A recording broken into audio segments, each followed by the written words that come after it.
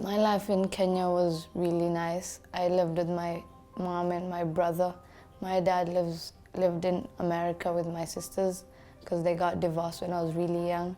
So I got to live with my mom and my cousins and my grandparents.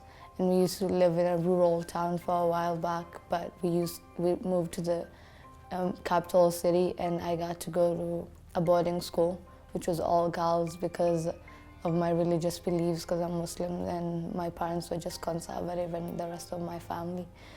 I had a lot of friends back home, and just loved being home because I could just be me, and because everybody around me was just the same as me, so it was easier back home.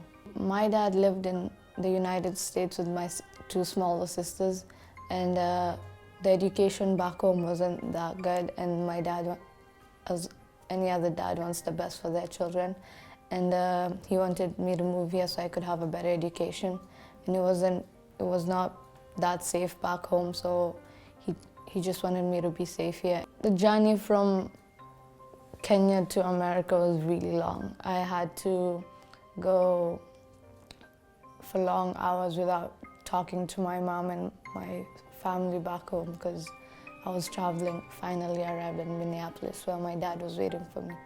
It was a really long journey.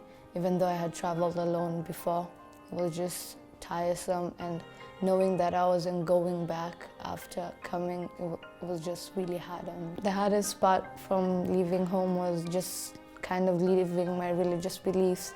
Like in school, the time differences.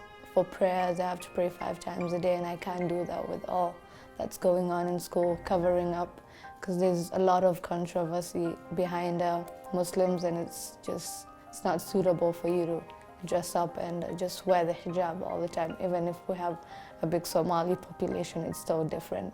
And another part would be leaving my family and my mom and my brother, who I really love a lot. I needed to start looking for a new school, new friends. It was just a big thing to adapt to. I had a new family with my dad and my stepmom, and with sisters that I had just only met like twice in my whole life.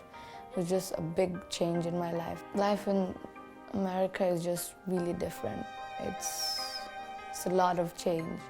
New school, new friends, if you're able to make any while you're here, because people have different cultures, do different things from what you used to do back home.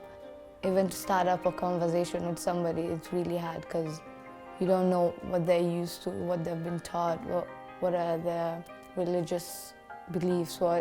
It's just really hard to get along with people if you don't know where they're coming from. So it's a lot to take in to find new friends.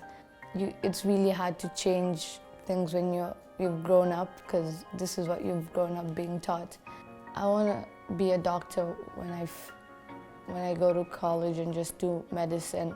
And even though I came here for a good education, and I'm sure I'll get one by the end of my stay here, I would love to give back here and just help the people who have been the most helpful to me.